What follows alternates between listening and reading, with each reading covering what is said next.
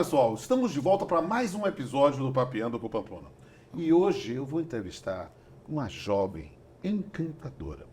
Com vocês, a doutora Charlene Silva Borges, defensora pública federal e hoje coordenando as ações institucionais da Defensoria Pública. E a gente vai falar sobre um tema fascinante, que ela tem um lugar de fala muito especial, comentar conosco, que é justamente a promoção e defesa dos direitos humanos. Doutora Charlene, que bom recebê-la no Papeando com Pamplona. Satisfação imensa, muito honrada por esse convite. Você é um ídolo, né?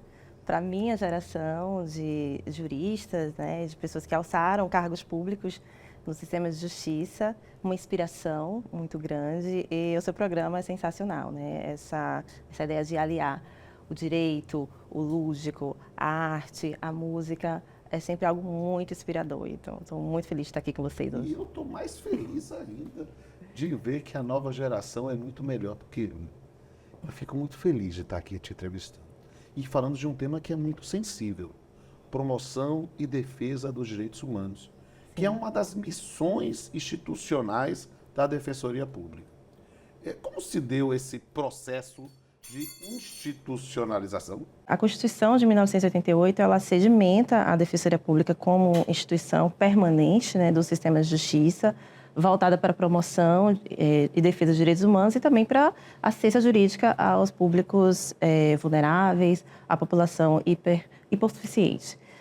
No entanto, a estruturação da Defensoria Pública no nosso país, isso eu falo tanto pela estadual quanto pela Defensoria Pública Federal, ela é paulatina, né? Há uma evolução, um caminho de estruturação ao longo do tempo. Então, inicialmente, a Defensoria Pública nasce com a função de assistência jurídica à população necessitada que não tem condições de contratar um advogado, né, para representar. No entanto, a evolução legislativa, a Lei Complementar número 132 de 2009, ela promoveu um plus à atuação da Defensoria Pública, né, na medida em que agrega a vocação para a promoção e defesa dos direitos humanos, dos grupos sociais hipervulnerabilizados, e também nos conferiu algumas atribuições que inicialmente não estavam reconhecidas, né, mas que a nossa atuação em campo acabou legitimando a Defensoria Pública a assumir esse protagonismo dentro do rol de atores que estão nessa trincheira da promoção de direitos humanos, né? Então, essa lei complementar, além de trazer essa terminologia na vocação para a promoção e defesa dos direitos humanos, ela traz também algumas atribuições, como a legitimidade para a ação civil pública, para a defesa dos hipervulneráveis, traz também a nossa legitimação para a representação no sistema internacional de defesa dos direitos humanos, né, nas cortes interamericanas, nas cortes internacionais. Então, a Defensoria Pública passa a ter também a legitimidade para a representação nessas instâncias, nos promove também alguns instrumentos, poder de requisição, algumas ferramentas que nos possibilitam movimentar todo esse jogo, né, que envolve tanto a atuação judicial quanto extrajudicial para a defesa dos hipervulneráveis. Agora, uma coisa que parece muito importante, pensando nessa plateia que está aqui, é uma distinção conceitual fundamental. Sim. Entre promoção e defesa. Sim. Porque para o leigo isso às vezes é muito difícil. Para nós da área do direito é mais tranquilo. E acho que vale a pena ouvir uma voz institucional para explicar isso. Sim, sim. Assim, por defesa de direitos humanos, a gente costuma assim, brincar, né, na defensoria que todo defensor público ele já nasce, assim, quando é alçado ao cargo, já DNA. Naturalmente é um defensor dos direitos humanos, né? A gente tem essa atribuição de promover a defesa dos direitos fundamentais, dos direitos humanos, seja no âmbito judicial e extrajudicial, né? Sempre priorizando a solução extrajudicial dos conflitos. Isso é assistência jurídica. Mas a promoção dos direitos humanos, ela vai além da defesa, porque envolve o fomento dos direitos humanos, envolve a divulgação, a difusão dos direitos humanos, a educação em direitos também é um dos pilares de atuação da Defensoria Pública. Isso consta na nossa lei complementar também como uma das vocações, não apenas a assistência jurídica, não apenas a defesa, mas também a educação em direitos. Então, a educação em direitos humanos, a formação, a divulgação dos direitos, a articulação também com os poderes públicos. Isso envolve toda a articulação com o poder executivo, na discussão sobre o estabelecimento de políticas públicas, a nossa articulação com o poder legislativo, quando a gente emite notas técnicas e pareceres opinativos nos projetos de lei que envolvem os interesses do nosso público de defesa, a articulação também com o Poder Judiciário nas tratativas de solução extrajudicial do conflito. Então, tudo isso é promoção dos direitos humanos. Não necessariamente a gente precisa estar trabalhando dentro de um processo judicial, mas é toda essa articulação extra-sistemas de justiça, toda essa difusão do conhecimento em relação ao que são os direitos humanos envolve esse trabalho de promoção. Então, a gente divulga cartilhas, nós participamos de eventos, seminários, representações, audiências públicas. Todo esse corpo de atuação extrajudicial envolve também o que é promover os direitos humanos no nosso país. Isso eu acho que é a nova cara e a cara contemporânea da Defensoria. E me permita falar, ter um lugar de fala, de um homem mais velho, de que já viu muitas mudanças de faces em várias instituições. E vou fazer uma pergunta que é institucional, mas é pessoal. Sim. Por quê? Porque somos de gerações diferentes. E eu, no alto ou no baixo da minha geração, eu vejo como as pessoas têm um processo, às vezes, lento de conscientização de determinados temas. Como é que se deu a sua conscientização? Porque o defensor público já está no DNA defender. Sim. Mas a sua conscientização de que, além de defender nesse papel que é retroativo, que é receptivo, que é a ideia de reativo, mas também de algo que é proativo, como essa promoção dos direitos humanos. Bom, de fato é uma pergunta de caráter pessoal, porque assim, o pessoal ele acaba sendo político, né?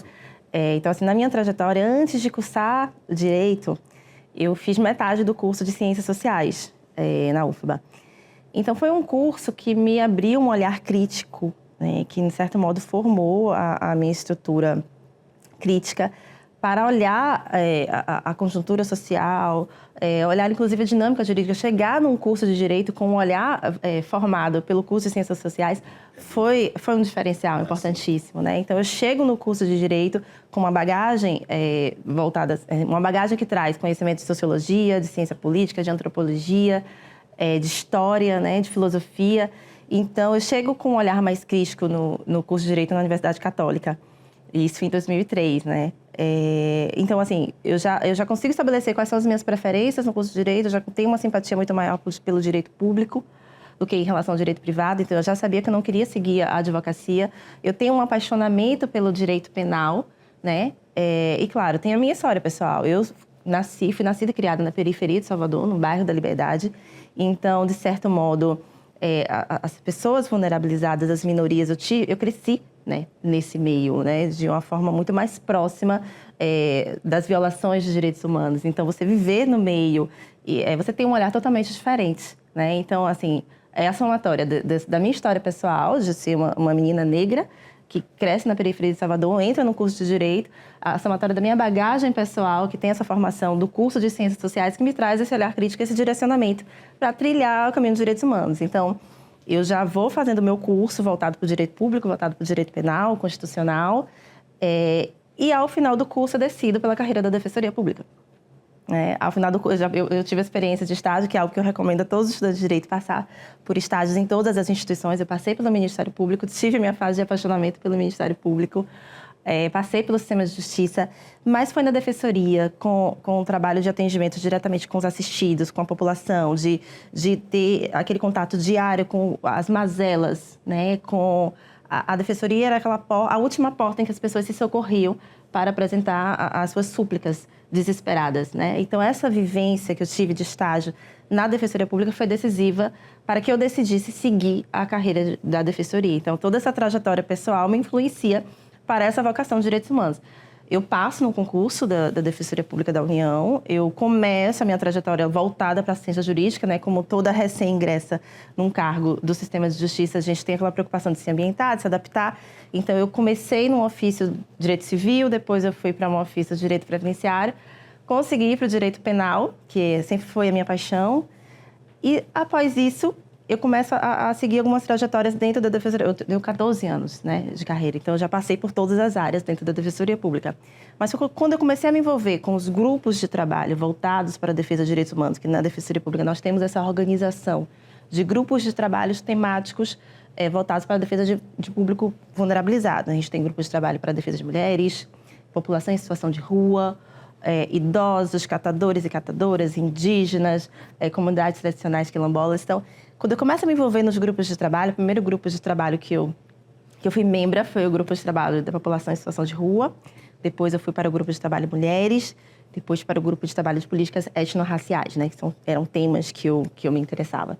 Então, a partir desse envolvimento, eu começo a me inserir nesse sistema de defesa de direitos humanos dentro da Defensoria, e hoje eu integro a Secretaria-Geral de Articulação Institucional, que é quem coordena essa atuação de direitos humanos dentro da Defensoria Pública da União.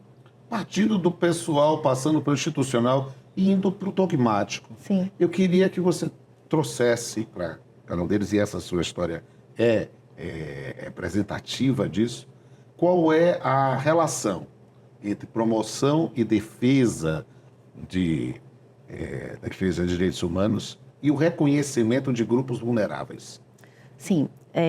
O reconhecimento de grupos vulneráveis, nós gostamos de falar grupos vulnerabilizados, né? Porque certo. Não é da essência do grupo em específico ser vulnerável, né? O escravo e o escravizado. Isso, são grupos vulnerabilizados pela toda a conjuntura econômica, social, política. Então, a reflexão sobre os marcadores sociais das desigualdades, sobre a necessidade de um olhar interseccional, envolve a necessidade de uma abordagem específica, personalizada e direcionada para a defesa dos grupos sociais vulneráveis. Então, até por isso, as defensorias, isso não só a Defensoria Pública da União, mas as defensorias dos estados se organizam através de núcleos temáticos especializados voltados para a defesa. Então, por exemplo, aqui na Bahia, nós temos o NUDEM, né, que é o Núcleo de Defesa do Direito da Mulher, dentro da Defensoria Pública do Estado. Nós temos grupos voltados para a defesa dos internos, dos egressos, dos presos. Nós temos grupos e núcleos temáticos voltados para a defesa de população em situação de rua, povos indígenas, porque exige justamente a conjuntura dos marcadores sociais da desigualdade, o olhar interseccional exige uma atuação diferenciada e especializada por esses profissionais, né? Então, a nossa organização institucional, ela desafia esse estudo, essa especialização temática e, consequentemente, uma aproximação com os movimentos sociais correlatos, né? A Defensoria, ela costuma caminhar lado a lado com os movimentos sociais e com as entidades da sociedade civil relacionadas a cada grupo social hipervulnerabilizado. Então, se nós temos um núcleo ou um grupo de trabalho voltado para a defesa da população em situação de rua, necessariamente o defensor público ou defensora pública precisa dialogar com o movimento social de defesa da população em situação de rua, que são os movimentos sociais que costumam pautar as nossas ações, costumam dialogar e estabelecer, inclusive, o nosso próprio plano de trabalho.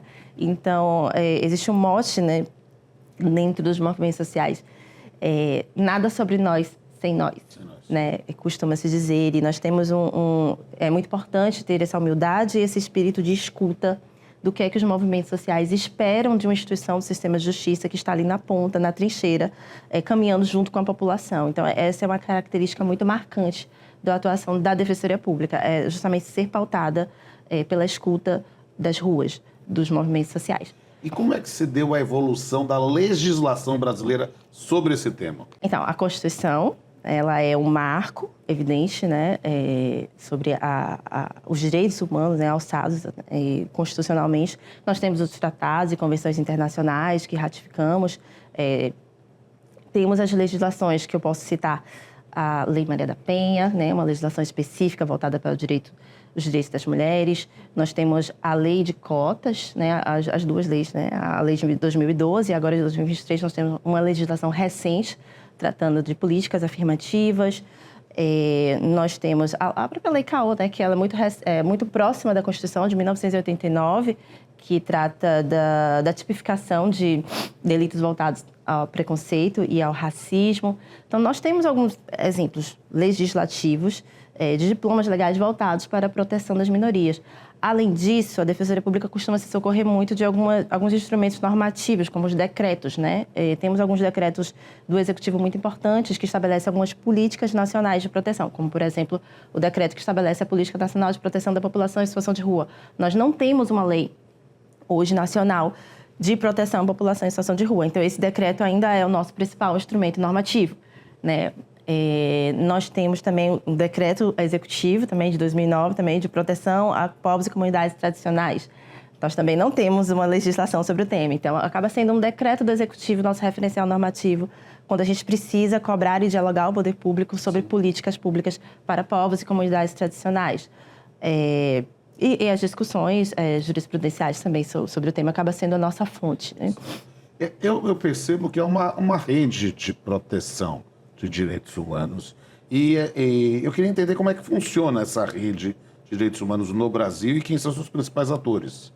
Sim, a atuação em rede, ela é fundamental. O sistema de justiça ele não é suficiente para poder cobrir, né, esse enfrentamento às violações de direitos humanos. Então, assim, além dos órgãos do sistema de justiça, que nós já temos por excelência o Ministério Público, o Poder Judiciário, as defensorias, nós temos também um Conselho Nacional de Direitos Humanos, que é uma instância que está ligada, de certo modo, ao Poder Executivo, ela está ligada ao Ministério dos Direitos Humanos, mas é uma instância relativamente politicamente autônoma, né? Porque é um Conselho Nacional que remonta desde o período pós-ditadura e ele traz esse enfrentamento das violações de direitos humanos e é um conselho formado principalmente pela sociedade civil, pelos movimentos sociais, né? Então, são os movimentos sociais, além dos atores do sistema de justiça, que compõem o Conselho e que pautam as ações do Conselho Nacional de Direitos Humanos. Então, o CNDH era um importante ator institucional. Nós temos os movimentos sociais, como eu mencionei aqui, né? As lideranças dos movimentos sociais são fundamentais nesse sistema de defesa. Nós temos as agências internacionais, né? Como as agências da ONU, temos o Unicef, temos o Acnur, o Acnud, né, que são agências internacionais que costumam ser, inclusive, muito parceiras da Defensoria Pública da União, até porque nós temos essa vocação para atuação e defesa no sistema internacional. Então, as agências internacionais acabam sendo atores importantes e parceiros importantes da Defensoria Pública nessa trincheira. Nós temos ONGs da sociedade civil, então é um corpo... É uma rede. É uma rede. Temos que arrematar essa primeira parte do nosso programa. E eu vejo que eu tenho um público enorme aqui, jovem, feminino, e que está doido para fazer perguntas. Mas, antes de passar para as perguntas, eu queria que você dissesse para elas, em especial, quais conselhos você daria para alguém que quer aprofundar na teoria e na prática da promoção dos direitos humanos no Brasil? Assim, na teoria nós temos autores excelentes de doutrina, o estudo tanto do direito nacional como do direito internacional sobre o tema é importante, mas assim, eu acredito que a prática é o que acaba formando muito, né? Então, assim, quem tiver a oportunidade de estagiar ou trabalhar dentro desses órgãos, né, que eu mencionei, seja o Ministério Público, a Defensoria Pública, de estar próximo, né, da população necessitada, de estar próximo dos grupos sociais e vulneráveis, ou atuar como voluntário, né, junto às instâncias que prestam assessoramento também aos movimentos sociais, né? Nós temos algumas organizações voluntárias que prestam assistência jurídica a movimentos sociais. Também seria um caminho interessante, estar perto ali das ruas, estar perto das lideranças, estar no campo. É muito importante a vivência de campo. Para formar um verdadeiro defensor de direitos humanos, precisa estar ali com o pé no chão mesmo e estar ali junto com a população. E acho que tem uma turma ótima que está a fim de fazer umas perguntas para ti. Daqui a pouco a gente volta. Doutora Charlene, meu nome é Camila Cordeiro Maia. Minha pergunta é: o que você acha da frase direitos humanos para humanos direitos?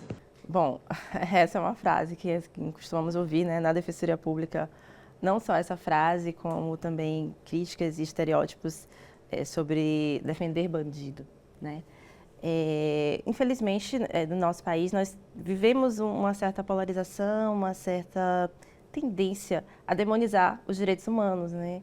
E demonizar os direitos humanos a partir dessa desconstrução do outro, né? A gente, assim, desconstrói-se o outro, o diferente, a gente caminha para uma ausência de alteridade em relação àquilo que não se julga semelhante para desumanizar. Então, escolhem-se atores e pessoas para não serem sujeitos de direitos, né? Então, assim, é uma tendência à alienação, né, cultural e educacional em relação ao verdadeiro conteúdo dos direitos humanos, porque todos nós somos sujeitos de direitos humanos. Essa pergunta de Camila é muito importante justamente para a gente pensar que, às vezes, quando a pessoa fala um negócio desse, né, ela esquece que ela também é destinatária. Então, Sim. Ela já se julga, a pessoa se julga acima de outro, ou que há pessoas que são inferiores a outros. E essa é uma ideia que a gente tem que aprender a combater. Sim. Na defesa e na promoção. É uma questão existencial, filosófica, essa tendência de desconstruir, desumanizar aquele sujeito que se julga diferente, né? Porque quando você desumaniza, você pode facilmente pregar a ausência de direitos, a negativa de direitos daquela pessoa, né? E concentrar os direitos e os privilégios àqueles que são semelhantes, né? Essa é uma questão mais profunda, né, que envolve a nossa sociedade. Doutora Charlene, eu me chamo Rayane e gostaria de fazer uma pergunta. Qual a importância da atuação do Ministério Público para a promoção e defesa dos direitos humanos? Então, Rayane, o Ministério Público ele é esse ator por excelência na defesa dos direitos humanos, né? Já na Constituição de 1988, já nasce como uma instituição muito forte, muito aparelhada e vocacionada para a defesa tanto dos direitos difusos e coletivos, mas também dos direitos individuais, né? Então, o Ministério Público é um ator fundamental dentro dessa rede do sistema de justiça. A Defensoria Pública atua em complementação, são espaços muito diferentes, né? O espaço da Defensoria Pública, o espaço do Ministério Público, não há espaço para conflito, né? Em alguns momentos haverão pautas em comum, porque, de certo modo, assim como a Defensoria Pública cabe a defesa dos vulneráveis, ao Ministério Público também, não só dos vulneráveis, mas todo esse corpo de interesses difusos e coletivos está sob o manto da proteção do Ministério Público. Doutora Charlene, meu nome é Beatriz Queiroz. Eu gostaria de saber como se dá a atuação extrajudicial da Defensoria Pública para a promoção e defesa dos direitos humanos. Então, a atuação extrajudicial, ela está determinada, né, na nossa lei complementar como preferência, né? Nós precisamos priorizar a solução extrajudicial dos conflitos. E ela ocorre, seja no âmbito das tratativas anteriores a um processo, seja em uma situação pré-processual, em que a gente pode entabular acordos, né, inclusive algo muito semelhante aos termos de ajustamento de conduta também, mas nas articulações, né, as atuações extrajudiciais da Defensoria Pública são muito exitosas. O nosso poder de requisição, o nosso poder de oficiar, de negociar com o poder público nessa fase pré-processual é muito exitoso. Então, nós temos essa possibilidade de sentar numa mesa no caso da Defensoria Pública, nós sentamos com o Poder Executivo, nós temos reuniões e diálogos com os ministérios temáticos voltados, né? Por exemplo, o Ministério da Justiça, o Ministério do Desenvolvimento Social, Ministério dos Direitos Humanos, Ministério do Desenvolvimento Agrário. Então, essa possibilidade de articulação, de contribuir na elaboração das políticas públicas é uma forma de solução extrajudicial, porque muitas vezes por uma atuação técnica, por uma nota técnica, nós conseguimos, de repente, resolver problemas de milhares de pessoas sem precisar usar uma caneta, assinar um processo, uma ação judicial para tanto. Então, esse é um exemplo de como uma atuação política institucional de articulação pode ser muito exitosa sem precisar acionar o Poder Judiciário. Beatriz, é muito importante entender que talvez isso já esteja num fenômeno ainda maior, né? E eu tenho um lugar de fala, eu estou no Poder Judiciário há mais de 30 anos, como juiz há 29, e eu posso lhe dizer com liberdade que a busca de soluções extrajudiciais acabam sendo uma tendência na busca de efetividade, porque, se me permite a brincadeira, às vezes o processo judicial se tornou a criação humana mais próxima do conceito de uma eternidade. Olá, doutora Charlene, eu sou a Débora, doutora. Qual tem sido o papel do Poder Judiciário, e em especial do Supremo Tribunal Federal, na promoção e defesa dos direitos humanos?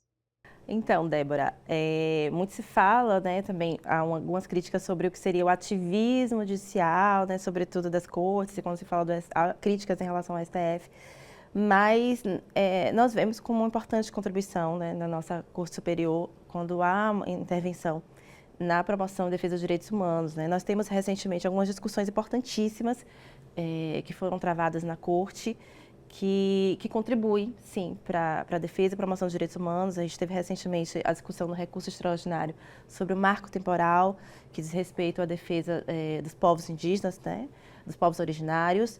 Nós temos recentemente, inclusive, a DPF 973, que trata sobre a discussão do racismo estrutural e o extermínio da juventude negra, né? O STF recentemente abriu as sustentações orais sobre o tema.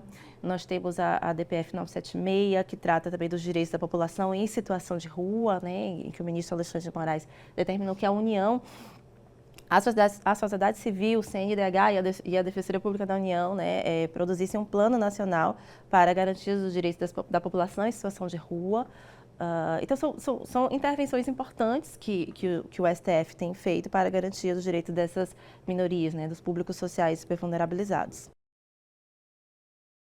Oi, doutora Charlene, meu nome é Joana e eu gostaria de perguntar como é a situação dos direitos humanos no Brasil em relação aos defensores dos direitos humanos? Então, Joana, esse é um tema bem sensível e problemático, embora nós tenhamos uma política nacional de proteção aos defensores de direitos humanos. Nós temos um programa, né, institucionalizado no âmbito do Executivo, mas assim, o que se diz, o que se vê na prática é que é insuficiente. Esse programa de proteção ele precisa ser revisto, precisa ser discutido, porque os defensores de direitos humanos estão morrendo, né? As lideranças, sobretudo quando nós vamos para as lideranças dos movimentos sociais, né? Eu posso aqui citar como exemplo o que acontece com povos e comunidades tradicionais. A maioria das pessoas, das lideranças que morrem dentro desse grupo social específico são mulheres, né? E muitas vezes mulheres líderes de povos e comunidades tradicionais quilombolas são mortas e a situação é camuflada como se fosse o racismo religioso. A gente teve recentemente aqui no estado da Bahia o caso da mãe Bernadette, né, que é um exemplo dentre milhares de mulheres lideranças de comunidades quilombolas que são assassinadas, né? Muito se disse, foi racismo religioso. Não foi. Né? É a condição dela de liderança, de colocar o dedo na ferida, que a colocou como vulnerável a ser morta em face da sua trajetória de defensora de direitos humanos. Então, não apenas dentre povos e comunidades tradicionais, povos indígenas, né? Nós temos aqui na Bahia uma sequência de líderes, e eu posso citar na comunidade dos povos pataxós, né? Todo ano nós lidamos com casos de lideranças indígenas que são mortas, que estão ali atuando dentro dos conflitos, principalmente quando envolve conflitos de natureza fundiária, né? Que são temas que vulnerabilizam muito os defensores de direitos humanos que atuam nessa área.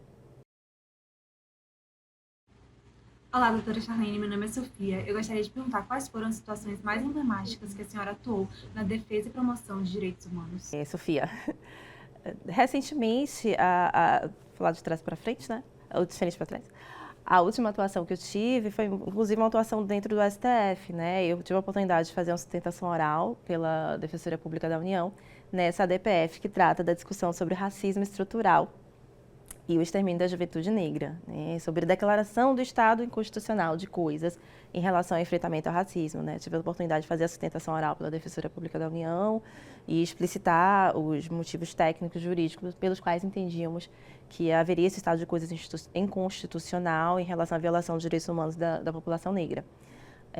Também tive a oportunidade de atuar na DPF 442, relacionada à justiça reprodutiva, né, que discute a descriminalização do aborto, e em que nós defendemos que o direito penal não é a resposta adequada para o enfrentamento do problema do aborto no Brasil, né? Então, por razões criminológicas, defendemos que, em virtude da seletividade do direito penal, em virtude de toda a problemática que envolve a criminalização do aborto e a ligação direta com a mortalidade materna, entendíamos que o direito penal não é a solução, mas que sim, a situação deveria ser tratada como um problema de saúde pública.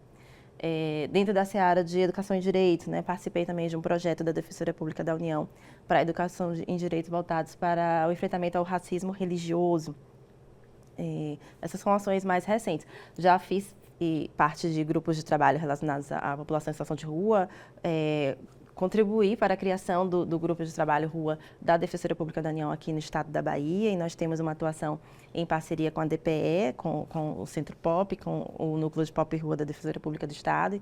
Então, nós prestamos esse atendimento, e eu, quando fui chefe da Defensoria Pública da União aqui em 2016 e 2017, ajudei na criação desse grupo de trabalho. Então, assim, eu estou sempre envolvida, ainda agora na Secretaria de Articulação. É uma vida cotidiano. fascinante dentro de uma história de uma mulher muito jovem que está há 14 anos na Defensoria Pública e vivendo na prática a ideia da promoção e defesa dos direitos humanos. Charlene, foi uma tarde deliciosa estar aqui com você para gravar esse episódio. Ver uma geração nova, atuante, brilhante, militante, Sim. é algo que muito me agrada e muito me orgulha. Eu tomei para mim há alguns anos uma missão de vida, uma missão de combater preconceito, de combater discriminação, de estabelecer um ambiente efetivamente de pluralidade na minha vida, no meu trabalho e na minha casa. E eu não te conhecia pessoalmente. E quando eu estava fazendo a programação para gravar o Papeando, eu disse, eu sou um cara da diversidade, eu quero procurar alguém novo, eu quero uma mulher negra, eu quero alguém que traga na pele e na vida alguma coisa que possa acrescentar. Eu digo que se o critério era de alguém que não te conhecia, agora que eu te conheço, eu estou mais satisfeito ainda. Que bom. Me dê a honra, o prazer, o privilégio do nosso brinde final. Gratidão.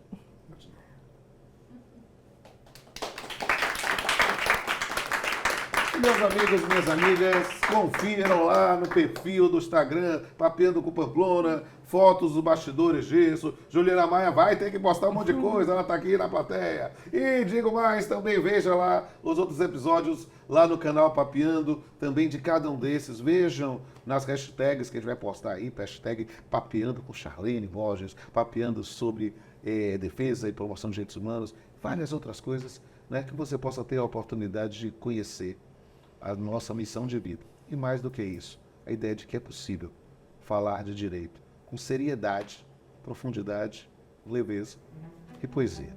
Até a próxima. Promoção e defesa de direitos humanos. Na busca por justiça e igualdade, promover direitos é a única verdade. Ao erguer vozes em defesa ardente, luta-se por cada ser vivente. Pessoas trabalhando por pessoas. Idosos e crianças, migrantes e refugiados. Todos e todas merecem notícias boas de que haverá sempre alguém ao seu lado. Vítimas de doméstica violência, pessoas em situação de rua, comunidades tradicionais e de resistência, vulneráveis na vida nua e crua. Cada uma merece defesa na preservação da sua humanidade. Nos corações, a chama é acesa ao se promover sua dignidade. Com mãos entrelaçadas, a força se amplia. Na luta constante, a esperança se insurge. Promoção e defesa. Linda sintonia de vozes ressoando de um tempo que urge. Até a próxima.